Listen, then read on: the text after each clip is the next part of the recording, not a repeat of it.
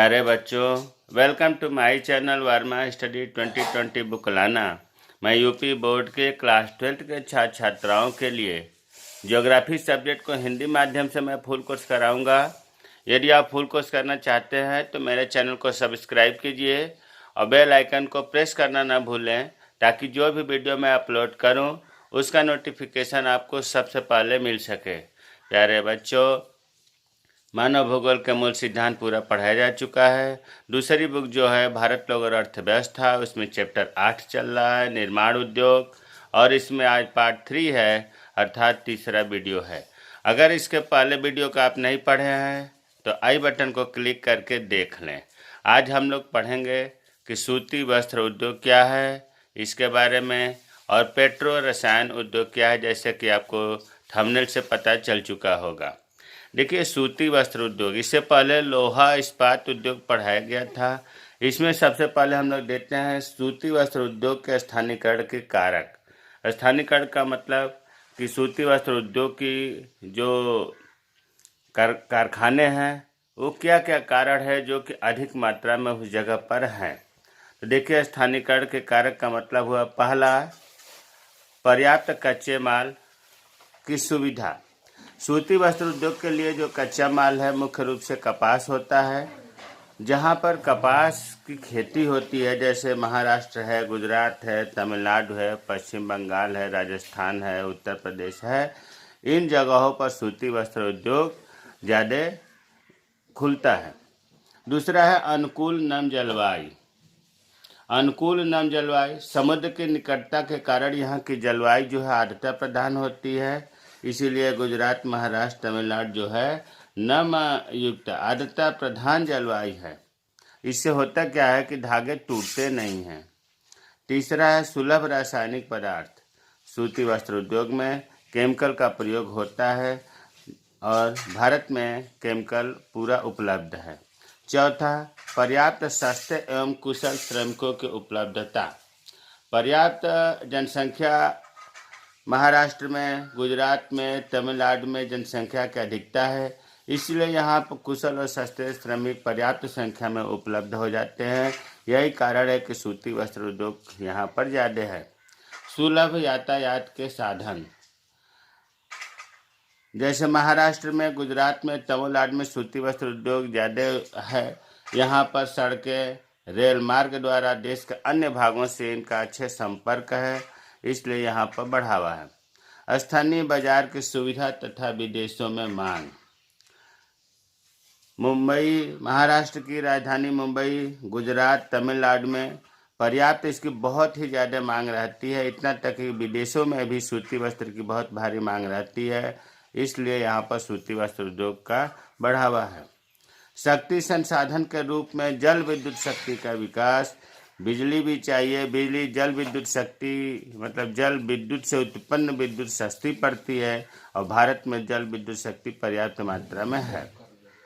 सूती मिलों के लिए मशीनों में यंत्रों की सुलभता। सूती मिल जो है, इसमें बड़े बड़े मशीनों और यंत्रों की ज़रूरत पड़ती है, जो समुद्र के निकट होने के कारण यहाँ पर आधुनिक मशीनें आसानी से आयात किया जाता है। पर्याप्त सरकारी संरक्षण एवं अनुदान। सरकार के द्वारा काफ़ी संरक्षण और सब्सिडी भी दी जाती है। विदेशी सूती वस्त्रों पर भारी आयात कर। विदेशी सूती वस्त्रों पर आयात कर भारी मात्रा में लगा दिया जाता है, ताकि कम से कम व्यापारी आयात करें और अपने यहाँ के जो सूती वस्त्र उद्योग हैं इनको बढ़ावा मिले। सूती वस्त्रों का निर्यात की उदार नीति। अपने यहाँ से निर्यात करने के लिए उदार नीति मतलब टैक्स कम लगेगा और आसानी से लोग निर्यात करेंगे। तो ये चीज़ें कभी कभी पूछ दिया जाता है इम्तहान में कि सूती वस्त्र उद्योग के स्थानीयकरण के कारक बताइए। अब आते हैं सूती वस्त्र उद्योग का वितरण। सूती वस्त्र उद्योग में सबसे फर्स्ट, सेकंड, थर्ड तो याद करना ही है। फर्स्ट स्थान है महाराष्ट्र, दूसरा है गुजरात, तीसरा है तमिलनाडु। महाराष्ट्र, पूरे भारत में सूती वस्त्र उद्योग की दृष्टि से महाराष्ट्र का प्रथम स्थान है। और जो महाराष्ट्र की राजधानी मुंबई है, मुंबई महानगर सूती वस्त्र उद्योग का प्रमुख केंद्र, मतलब पूरे महाराष्ट्र में सबसे ज़्यादा सूती वस्त्र उद्योग मुंबई में है। इसीलिए मुंबई नगर को सूती वस्त्रों की राजधानी भी कहते हैं। मुंबई नगर में खटाऊ, फिनले, कोहिनूर, सेंचुरी जैसी महत्वपूर्ण सूती वस्त्रों की मिलें हैं। ये जो है कपड़ों के वैरायटी है, खटाऊ, फिनले, कोहिनूर, सेंचुरी जैसी महत्वपूर्ण सूती वस्त्रों की मिलें मुंबई नगर में है। महाराष्ट्र में 3 लाख से अधिक श्रमिक इस उद्योग में लगे हुए हैं, सूती वस्त्र उद्योग में। महाराष्ट्र में अन्य सूती वस्त्र उद्योग कहाँ है? सोलापुर, कोल्हापुर, नागपुर, पुणे, औरंगाबाद, जलगांव, ये महाराष्ट्र के महत्वपूर्ण सूती वस्त्र उद्योग केंद्र हैं। तो महाराष्ट्र में आपको 3-4 बातें बताया गया जो बहुत महत्वपूर्ण है। अब दूसरा है गुजरात। गुजरात राज्य सूती वस्त्र उद्योग की दृष्टि से दूसरा स्थान है भारत में, और गुजरात में अहमदाबाद जो है सूती वस्त्र उद्योग का सबसे बड़ा केंद्र है। यही कारण है कि अहमदाबाद को भारत का मैनचेस्टर तथा पूर्व का बोस्टन कहा जाता है। अहमदाबाद नगर गुजरात का ही नहीं बल्कि पूरे भारत का महत्वपूर्ण सूती वस्त्र उद्योग है। 1 नंबर में खूब पूछा जाता है कि भारत का मैनचेस्टर किस नगर को कहा जाता है? अहमदाबाद को। या पूर्व का बोस्टन किसे कहा जाता है? अहमदाबाद को, जो गुजरात में है। तो पहला स्थान हो गया सूती वस्त्र उद्योग का महाराष्ट्र, दूसरा स्थान हो गया गुजरात, तीसरा है तमिलनाडु। सूती वस्त्र उत्पादन में तमिलनाडु का तीसरा स्थान है भारत में। यहाँ सूती वस्त्रों की भारत में सबसे अधिक मिलें हैं। तमिलनाडु में मिल जो है सूती वस्त्र उद्योग की सबसे ज़्यादा है। पूरे भारत का लगभग 15% सूती वस्त्र तमिलनाडु में तैयार होता है। तमिलनाडु में जो कोयम्बटूर है ये पूरे तमिलनाडु का सबसे बड़ा केंद्र है। जैसे आपको महाराष्ट्र में बताया गया सबसे बड़ा केंद्र मुंबई है, गुजरात में बताया गया सबसे बड़ा केंद्र अहमदाबाद है, उसी प्रकार से तमिलनाडु में सबसे बड़ा सूती वस्त्र का केंद्र कोयम्बटूर है, और कोयम्बटूर को दक्षिण भारत का मैनचेस्टर कहा जाता है। दक्षिण भारत का मैनचेस्टर। अब प्रश्न उठता है कि दक्षिण भारत का मैनचेस्टर जब कोयम्बटूर को कहते हैं तो उत्तर भारत का मैनचेस्टर किसे कहते हैं? तो कानपुर को कहते हैं, जो यूपी में है। एक नंबर के प्रश्न यहीं से खूब बनते हैं कि दक्षिण भारत का मैनचेस्टर किसे कहा जाता है? तो तमिलनाडु। उत्तर भारत का मैनचेस्टर किसे कहा जाता है? तो कानपुर को। तो अभी तक आपने देखा फर्स्ट स्थान महाराष्ट्र का है, और सेकंड स्थान गुजरात, और थर्ड स्थान तमिलनाडु का। इसके अलावा सूती वस्त्र उद्योग के अन्य जो राज्य हैं उनमें उत्तर प्रदेश है, जो कि अभी आपने कानपुर को देखा, पश्चिम बंगाल है, कर्नाटक है, आंध्र प्रदेश है, तेलंगाना है, राजस्थान है। ये अन्य राज्य जो है सूती वस्त्र उद्योग के हैं। आपके किताब में सूती वस्त्र उद्योग को 2 सेक्टर में बांटा गया है, लिखा हुआ है। तो सूती वस्त्र उद्योग को 2 सेक्टर का मतलब क्षेत्र में बांटा गया है। एक है संगठित सेक्टर और दूसरा है असंगठित सेक्टर। असंगठित सेक्टर को ही विकेंद्रित सेक्टर भी कहा जाता है। देखिए नाम से ही लग रहा है, संगठित का मतलब कि एक ही जगह संगठन होना, एक ही जगह ज़्यादा उद्योग होना, और असंगठित या विकेंद्रित का मतलब हुआ बहुत दूर दूर होना, बिखराव होना, फैला हुआ होना। संगठित सेक्टर में इसके अंतर्गत कारखाना मिल क्षेत्र हैं। कारखाना मिल क्षेत्र में जो कपड़े उत्पादन किए जाते हैं वो आते हैं संगठित सेक्टर में। देखिए आप दूसरे रूप में ऐसे समझें कि सूती वस्त्र उद्योग जो तैयार होता है वो 3 क्षेत्रों में होता है। एक होता है कारखाना मिल क्षेत्र में, और दूसरा होता है विद्युत करघा क्षेत्र या पावरलूम क्षेत्र, और तीसरा होता है हठ करघा क्षेत्र जिसे हैंडलूम क्षेत्र कहते हैं। तो कारखाना मिल क्षेत्र जो है वो संगठित सेक्टर में आता है।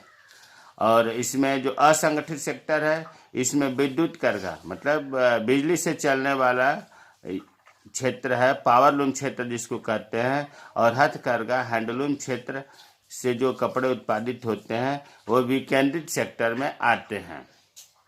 संगठित सेक्टर का इस समय जो है बहुत तेज़ी से कमी आई है, अब इससे जो है कपड़ा कम उत्पादन हो रहा है संगठित क्षेत्र से, मतलब कारखाना मिल से सूती वस्त्र कपड़ा कम उत्पादित हो रहा है। इसका डाटा है कि 20वीं शताब्दी के मध्य में अर्थात 1950 के आसपास 81% कारखाना मिल क्षेत्र से कपड़ा उत्पादन होता था, लेकिन 2000 में ये मात्र 6% रह गया। तो ये आंकड़ा आपको बता रहा है कि 50 साल में 81% से 6% हो गया। इसका मतलब कि अब कारखाना मिल क्षेत्र में सूती कपड़ा कम तैयार हो रहा है।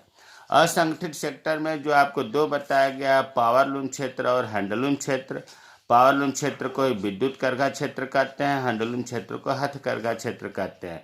यहाँ पर भी हैंडलूम क्षेत्र से कपड़े कम उत्पादन इस समय हो रहा है। इस समय सबसे ज़्यादा पावरलूम क्षेत्र अर्थात विद्युत करघा क्षेत्र से सूती कपड़े उत्पादन किया जा रहा है। तो अब तक आपने पढ़ा सूती वस्त्र उद्योग के बारे में। दूसरा है पेट्रो रसायन उद्योग।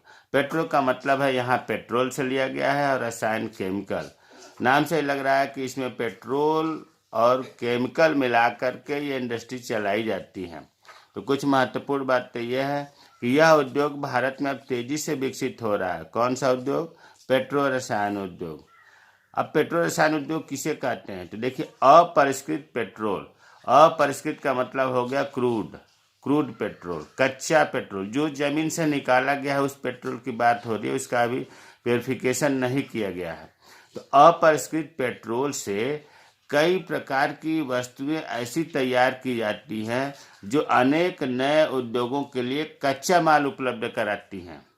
यहाँ ध्यान दो, अपरिष्कृत पेट्रोल से मतलब कच्चा पेट्रोल से, तेल की बात नहीं हो रही है। खनिज तेल में पेट्रोल भी आ गया, डीजल भी आ गया, केरोसिन ऑयल भी आ गया, लुब्रिकेंट्स भी आ गया। तो यहाँ हम पेट्रोल की बात कर रहे हैं कि अपरिष्कृत मतलब जो जमीन से निकाला गया है। कच्चा पेट्रोल से कई प्रकार की ऐसी वस्तुएं तैयार की जाती हैं जो अनेक उद्योगों के लिए कच्चा माल, रॉ मटेरियल उपलब्ध कराती है। इन्हें सामूहिक रूप से पेट्रो रसायन उद्योग के नाम से जाना जाता है। ये लॉन्ग क्वेश्चन नहीं आएगा, छोटे छोटे प्रश्न बनते हैं। पेट्रो रसायन उद्योग से आप क्या समझते हैं? पेट्रो रसायन के उद्योगों के दो उदाहरण दीजिए। तो पहले तो आप यही समझिए कि पेट्रो रसायन उद्योग क्या कहलाता है। आपको समझ में आ गया होगा कि अपरिष्कृत पेट्रोल से कई वस्तुएं इस प्रकार तैयार की जाती हैं जो अनेक उद्योगों के लिए रॉ मटेरियल का काम करती हैं। अब जो पेट्रो रसायन उद्योग है उसको हम 4 वर्गों में बांट देते हैं। पहला है पॉलीमार्स, दूसरा है कृत्रिम रेशे, कृत्रिम रेशे को ही संश्लेषित रेशा भी कहते हैं। तीसरा है इलेस्टोमर्स, हिंदी इसका प्रतिस्थापक, और चौथा है पृष्ठ संक्रियक अर्थात सर्फेकेंट इंटरमीडिएट। पेट्रो रसायन उद्योग का बढ़ावा सबसे ज़्यादा मुंबई में है। और पेट्रो रासायनिक विभाग मतलब ये विभाग जो है पेट्रो रासायनिक विभाग का ये, रासायनिक विभाग का ये, इसका जो प्रशासनिक नियंत्रण है, प्रशासनिक नियंत्रण में पेट्रो रसायन सेक्टर के अंतर्गत 3 संस्थाएं कार्य करती हैं। आप दूसरे रूप में ऐसे समझें कि पेट्रो रसायन उद्योग को देख रेख करने के लिए 3 संस्थाएं वर्तमान में कार्य कर रही हैं। वो कौन कौन सी संस्थाएं हैं? पहली संस्था है IPCL, दूसरी संस्था है PCL और तीसरी संस्था है CIPET। अब पहली संस्था जो IPCL है, इसका फुल फॉर्म है हिंदी में भारतीय पेट्रो रासायनिक कॉर्पोरेशन लिमिटेड। I से इंडियन हो गया, P से पेट्रो हो गया, C से केमिकल हो गया और L से लिमिटेड हो गया, C से कॉर्पोरेशन। भारतीय पेट्रो रासायनिक कॉर्पोरेशन लिमिटेड ये सार्वजनिक क्षेत्र मतलब ये सरकारी है। और इससे होता क्या है, ये IPCL करता क्या है? तो यह विभिन्न प्रकार के जो पेट्रो रसायन है जैसे पॉलीमर, रेशा और रेशों से बने संक्रियक का निर्माण। देखिए, रेशा तो समझ रहे होंगे आप, संश्लेषित रेशा मतलब प्लास्टिक का रेशा, और कुछ ऐसे रेशे तैयार होते हैं जिनसे अन्य पदार्थों का निर्माण होता है जिनको हम कहते हैं संक्रियक का निर्माण, रेशों से बने संक्रियक का निर्माण। तो इनका ये निर्माण भी करता है और वितरण भी करता है IPCL। 3 चीज़ों का, पॉलीमर, रेशा और रेशे से बने संक्रियक का निर्माण भी करता है, वितरण भी करता है। दूसरी जो है संस्था है पीसीएल, पेट्रोफिल्स कोऑपरेटिव लिमिटेड। यह क्या करता है, यह पॉलिस्टर तंतुसूत मतलब पॉलिस्टर युक्त धागा और नायलॉन का उत्पादन करता है। उत्पादन कहाँ करता है, गुजरात में स्थित है बड़ोदरा और दूसरा नलधारी। बड़ोदरा और नलधारी संयंत्रों में ये उत्पादन करता है पेट्रोफिल्स कोऑपरेटिव लिमिटेड। और तीसरी संस्था है CIPET, central institute of plastic engineering and technology. यह क्या करता है कि पेट्रोकेमिकल उद्योग में या पेट्रो रसायन उद्योग में ट्रेनिंग प्रदान करता है। तो पेट्रो रसायन उद्योग में आपने अभी तक देखा कि पेट्रो रसायन उद्योग को 4 वर्गों में बांटा गया है। इनको डील करने वाले, इनको कंट्रोल करने वाले, इनको प्रशासनिक नियंत्रण करने वाली 3 संस्था थी। और पेट्रो रसायन उद्योग किसे कहते हैं। अब 2 उदाहरण हम देख लेते हैं पेट्रो रसायन का उद्योग का। तो एक उदाहरण यह है कि 1961 में मुंबई में नैफ्था पर आधारित, नैफ्था केमिकल का नाम है, पहला कारखाना खोला गया था। उसका नाम है the national organic chemicals industry limited, NOCIL। तो एक उदाहरण तो ये हो गया पेट्रो रसायन उद्योग का, NOCIL। N से हो गया नेशनल, O से हो गया ऑर्गेनिक, C से हो गया केमिकल्स, I से हो गया इंडस्ट्रीज, L से हो गया लिमिटेड। ये NOCIL कहाँ है, मुंबई में है। कब स्थापित हुआ, 1961 में हुआ। और ये किस पर आधारित है, तो नैफ्था पर आधारित है। दूसरी कंपनी है UCIL, union carbide India limited. इसकी स्थापना 1966 में हुई थी। कहाँ हुई थी, मुंबई में। मुंबई में एक जगह है ट्राम्बे, वहाँ पर UCIL की स्थापना हुई थी। तो पेट्रो रसायन का कारखाना आपको 2 उदाहरण बताया गया, एक बताया गया UCIL और दूसरा बताया गया NOCIL। तो आज के वीडियो में हम लोगों ने सूती वस्त्र उद्योग के बारे में और पेट्रो रसायन उद्योग के बारे में पढ़ा।